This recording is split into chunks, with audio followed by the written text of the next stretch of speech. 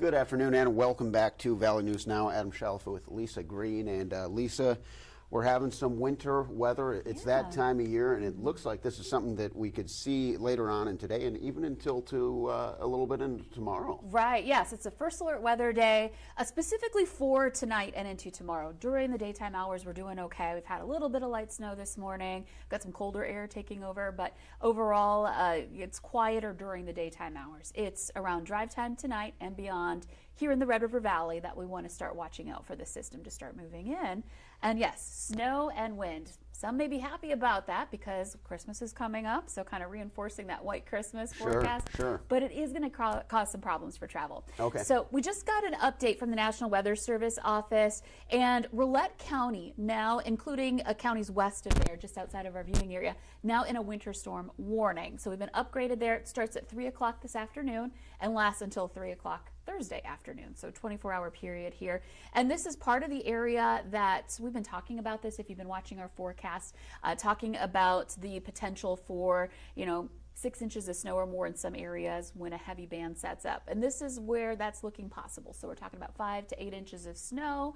I'm going to step back off the screen a little bit here so you can read this. Wind gusts to 40 miles per hour. So that combo can lead to, of course, issues on the roadways. Now, we are still, for the bulk of the valley, still under a winter storm watch, still in that. Now, I expect some changes to happen here with this alert coming up into the rest of the day, into the afternoon. The National Weather Service office will move into more of a, now or imminent footing. So that means either, a combo or not of a winter storm warning or a winter weather advisory on this. So we'll be watching out for this. But right now we're still in that watch. This is an area that we're most likely to see that 3 to 6 inch range of snow. But there will, again, be a band or two that set up where we get more than that. Okay. So we want to be prepared for that. So not everywhere, but like you said, a band or two. Yeah. So just because we're not under a warning right now doesn't mean it's not going to happen. It's just they're going to see that snow first out to the west. So they've already started issuing that warning. But we'll be watching for that coming up today. And then there's a winter weather advisory in the James River Valley, too. So those are the latest headlines as of right now. And let's take a look at, let's just get right into amounts and what we're looking at here. So as a general rule, we're talking about 3 to 6 inches of snow in this kind of medium blue color here. And notice how much of the valley this covers. So the potential is there for a lot of us to get more snow than we've seen in recent events. And some of us could be on that higher end of that. And then again, there's that band I was talking about where we could see that heavier snowfall rate set up and heavier snow happen. Now, models are pretty consistent in kind of bringing this 3 to 6 inch range for us here in the valley. It shifts a little bit. Some have it a little farther north, and including more places around the Lake of the Woods area, some a little farther south. But this area where we see that band set up, that's going to be tougher to nail down. So yes, it's looking more likely in eastern North Dakota, Devil's Lake area, and beyond. But that could shift, and it could happen elsewhere too. So just want to give you that heads up about that. Very good. Very good. And I did want to ask you specifically, because I just thought this was interesting. People throw around the term blizzard all the time, but you kind of have to have pretty specific factors for it to actually be a blizzard. Yeah, exactly. We have to meet certain criteria, and it's very specific. So what we're looking for when a blizzard is expected or issued, a blizzard warning, we're looking for winds and snow combined, the visibility dropping with that. So winds, we're talking 35 miles per hour, sustained winds or frequent gusts. So we have to meet that criteria. And then that also has to send visibility down to less than a quarter mile for a 3-hour period. And so we're not talking blizzard. Not necessarily going to be consistently blizzard conditions. Okay. Where we're looking at, hours and hours of it. Sure. But there is the potential for, from time to time, seeing conditions reach that level where visibility drops, or we see some gusts getting into the 30s. That winter storm warning we just went over does have the wording for it for gusts to 40 miles per hour. I would say we're kind of right on the cusp of that.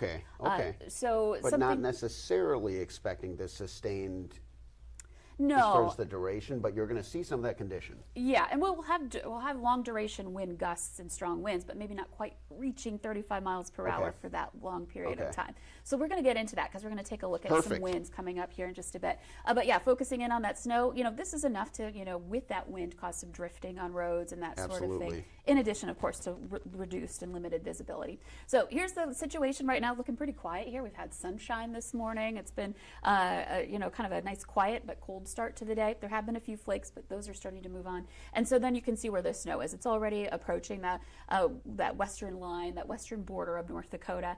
And then this will just kind of continue dipping in as the day goes on. So we'll be watching the radar closely here for the next several hours for this to move in. So let's talk about timing.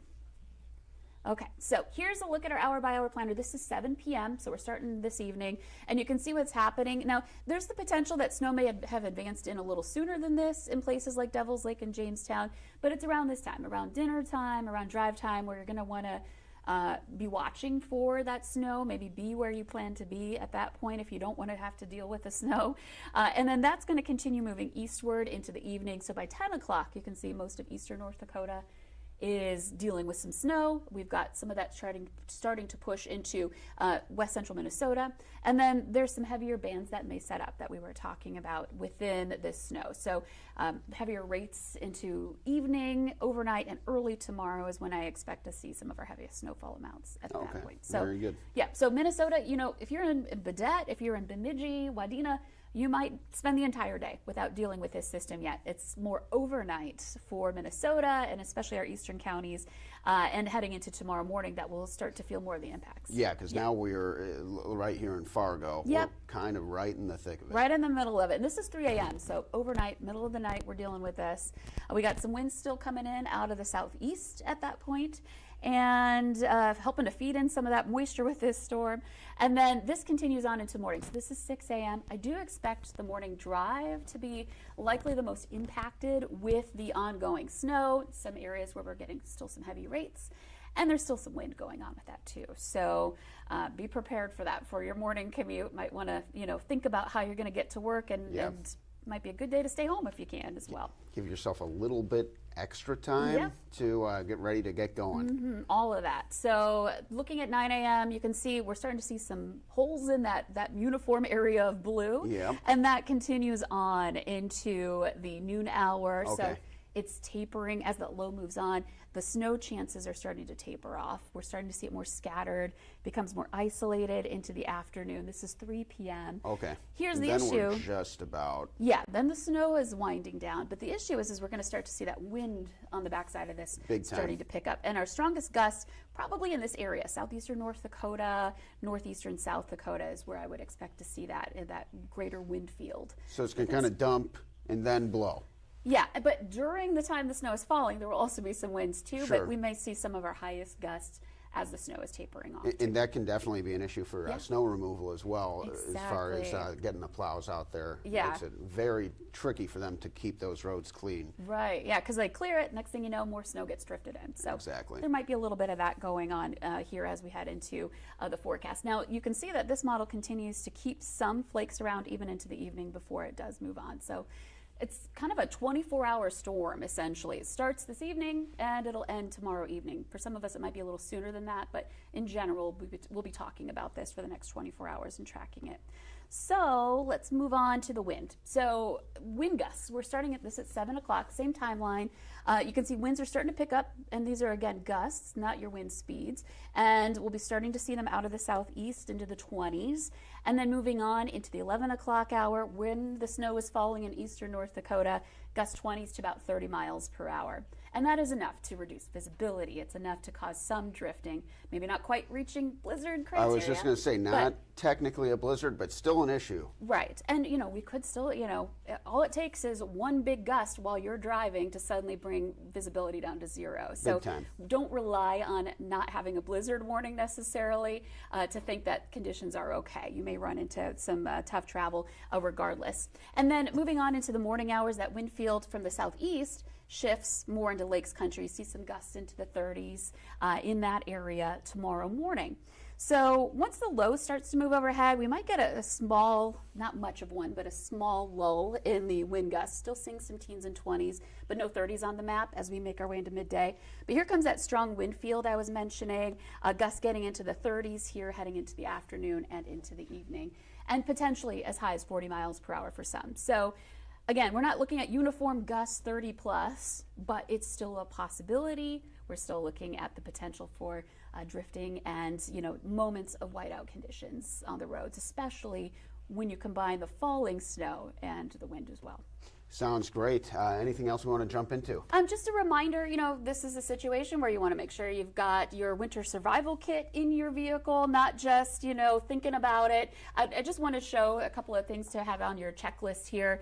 Make sure you've got the warm layers and covering up if you're going to be traveling, full tank of gas. Again, that survival kit, a charged phone, communicate your travel if you're going to be traveling during this. And of course, always want to check on others and make sure you're taking care of your pets and livestock. This is another one of those storms that, could really hamper travel for a time in the next 24 hours. We'll continue to monitor this throughout the day, talking with Russ Thomas later in the afternoon about some of these conditions, what we can expect for the rest of the week. Thank you so much, Lisa, and thank you all for tuning in on Valley News Now. We'll see you next time.